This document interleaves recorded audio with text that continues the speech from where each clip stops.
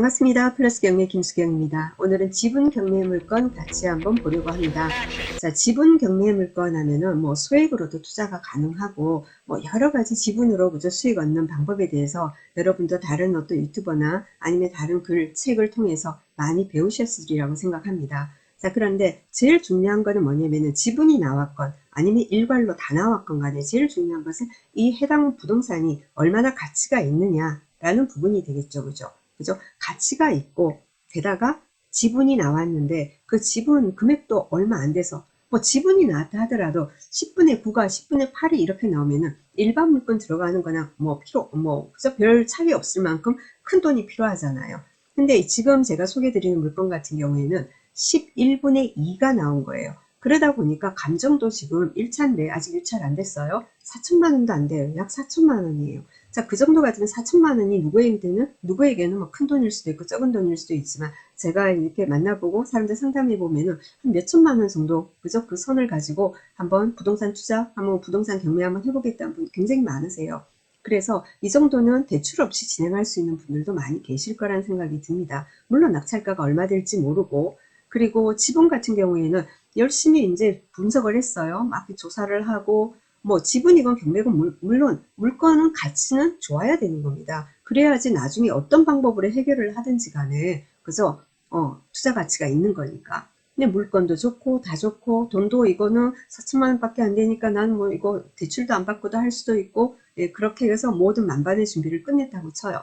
자, 그런데 입찰 들어가지 않습니까? 입찰하면은 이런 지분 같은 경우는 공유자가 우선 매수 들어올 가능성이 상당히 높죠. 그죠? 안 들어오는 경우도 많이 있어요. 안 들어오는 경우도 많이 있지만은 이런 건물 같은 경우에는 들어오는 경우가 굉장히 많이 있어요. 아파트라든가 이런 건물 같은 경우에는 공유자가 들어올 가능성이 더 높다. 하지만 가능성이 높다고 해서 우리가 안 할 수는 없잖아요. 안 들어올 수도 있으니까. 그죠? 네, 그래서 한번 지분 경매를 가지고 끊임없이 이제 도전하면서 수익을 올리는 분들도 많이 계십니다.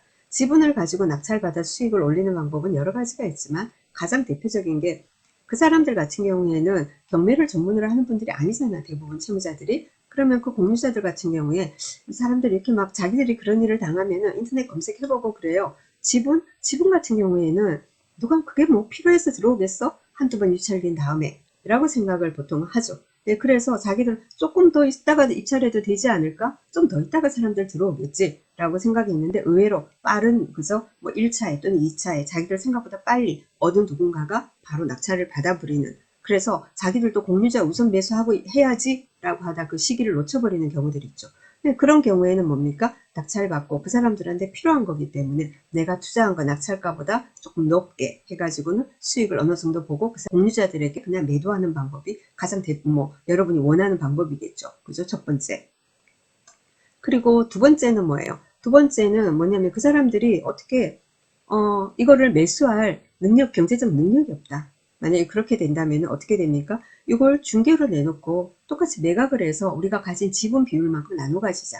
자, 그렇게 되면은 온전한 물건을 가지고 중개 물건으로 매도를 하게 될 때는 뭡니까? 그렇게 매도하고 나서 내 지분만큼 하면은 당연히 경매 낙찰가보다는 높다라는 말이에요. 그 차익을 나는 또 보게 되는 그 두 가지 방법이 있을 것이고 또는 세 번째는 어떻게 될까요? 세 번째는 어떻게 됩니까? 공유물 분할을 하자 이렇게 되겠죠. 그렇게 해서 이제 경매에 물건 전체가 경매에 나가면은 지분만 나왔을 때는 사람들이 그냥 스쳐 지나가다가 그 물건 온전히 하나 나왔을 땐 필요한 사람들이 낙찰을 받게 되겠죠.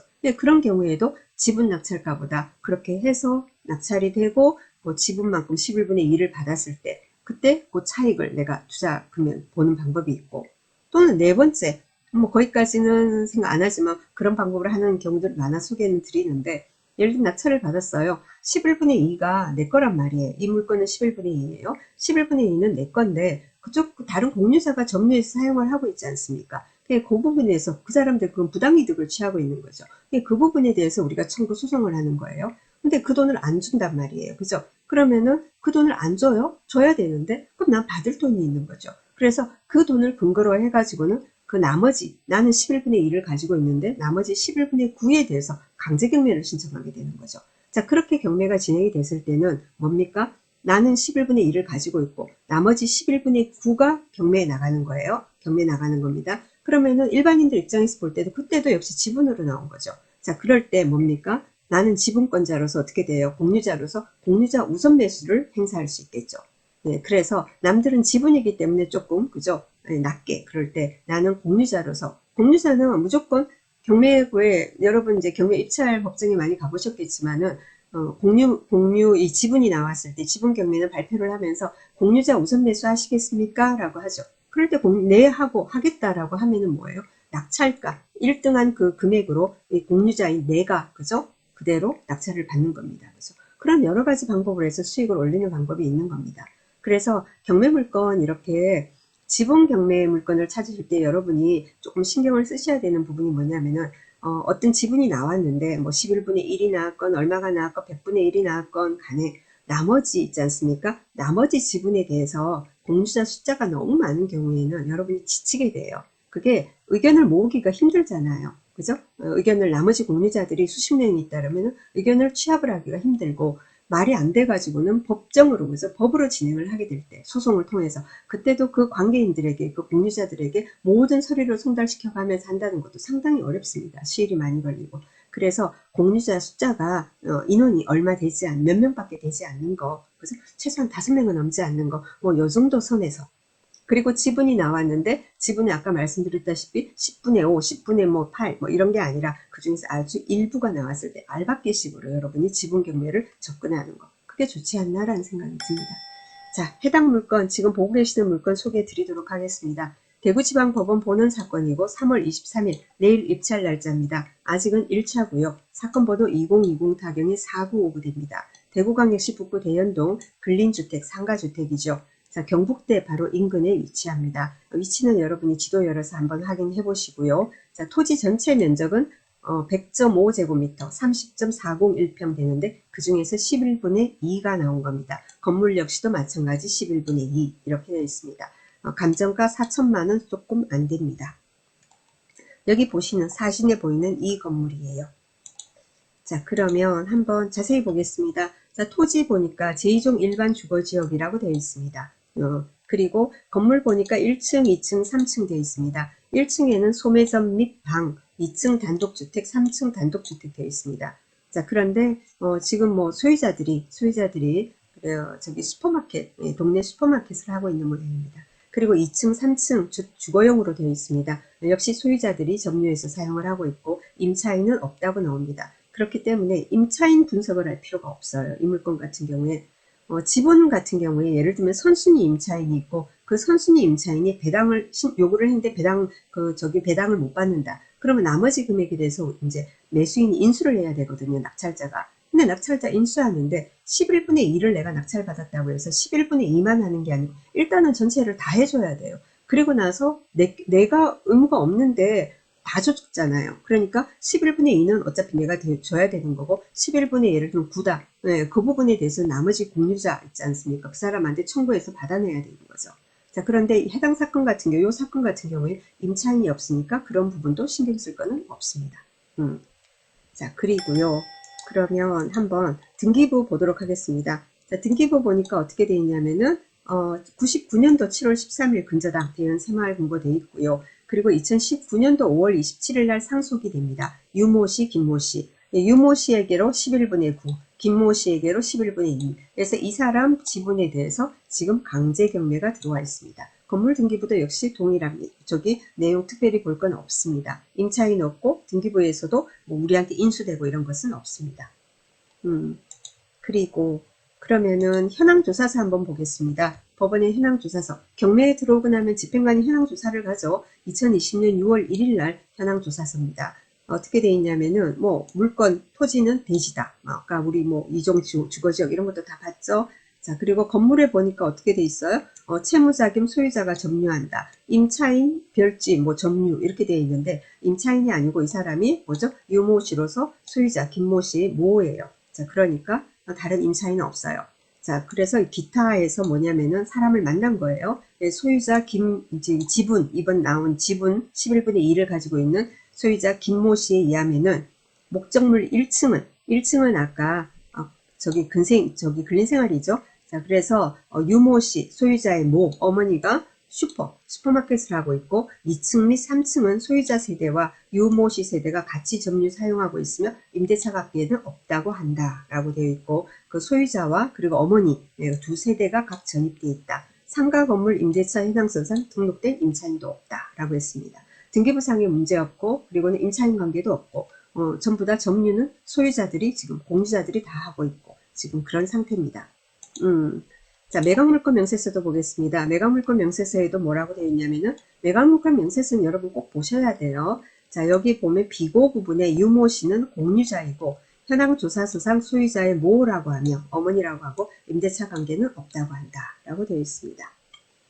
자, 그리고 그러면은 한번 여기 매각물건 명세서 아랫부분 한번 보겠습니다. 어떻게 되냐 비고란에 볼게요. 지분 매각이다 했습니다. 공유자의 우선 매수에 관한 특별 매각 조건이 있다. 이 말은 무슨 말이냐면은 아까 조금 전에 말씀을 드렸죠. 자, 이런 어떤 부동산 같은 경우에는 공유자가 있지 않습니까? 여러 사람이 소유자예요. 그 중 한 사람 지분이 경매에 나왔을 때 나머지 공유자가 우선 매수를 할 자격이 있습니다. 혜택을 준단 말이에요. 자, 그러면은 그 혜택을 준다는 말이 뭐냐면은 다른 사람이 누군가 입찰을 들어와서 내가 1등이에요. 이렇게 하더라도 그러면은 그 가격으로 이 사람한테 매각을 하게 되는 거예요. 그렇기 때문에 주로 이제 지분 같은 경우에 열심히 조사하고도 그래서 조금 힘 빠지는 경우가 간혹 발생하는 겁니다. 그래서 공유자 우선 매수 같은 것은 입찰일 되기 전에 미리 신청할 수도 있습니다. 미리 신청을 하면 어떻게 되냐면 미리 신청을 했는데 아무도 입찰을 안 들어왔어요. 이 사건은. 그래서 미리 신청하면 누가 들어가겠습니까? 안 들어왔어요. 그러면은 그 회차에 최저가로 공유자가 낙찰을 받는 겁니다. 이 사건 같은 경우에 경매 1차입니다. 그래서 내일이 경매 1차인데 3,900 얼마 되어 있습니다. 그런데 이 사람이 만약에 우선 매수 신청을 했다. 이러면 다른 사람이 안 들어올 가능성이 높죠. 그럼 뭐하러 들어가겠어요? 그럼 안 들어가면 그 가격에 나머지 공유자 유모씨가 낙찰을 받는 거고, 그죠? 근데 예를 들면 우선 매수 신청을 미리 안 하고 법정에 갑니다. 자, 뭐냐면 우선 매수 신청하면 안 들어오더라도 그 가격에 내가 가져야 되니까 조금이라도 낮은 금액의 낙찰을 받기 위해서 공유자들도 경매 날짜가 되면은 가는 거예요. 출석을 하는 겁니다. 입찰 보증금 똑같이 다른 사람처럼 준비해 가지고 그리고는 앉아 있어요.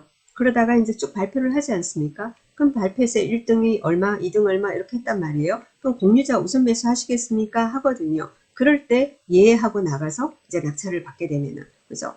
그때 아무도 안 들어왔어요. 또 집에 가요. 그 다음 회차 됩니다. 유찰됐잖아요.